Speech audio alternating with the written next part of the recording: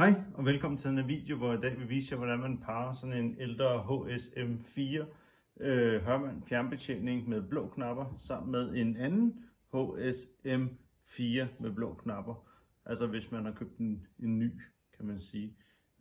Den her sender, den kan allerede åbne og lukke porten med den øverste knap. Nu vil jeg gerne skyde signalet fra den øverste knap over i den her nye sender. Jeg hedder Tobias, jeg kommer fra Portmanden. Vi sælger garageporte til en privat og industri på hele Sjælland. Og nu går vi i gang. Du starter med her at tage din eksisterende, altså den der kan signalet i forvejen, og holde den knap inde. Så tæller man til 3. Så holder du din nye knap inde. Så blinker den langsomt. Og når den så har blinket hurtigt, så har den lavet signalet. Så har man altså skudt det fra den ene til den anden. Og det er egentlig det. God dag. Tak. Hej.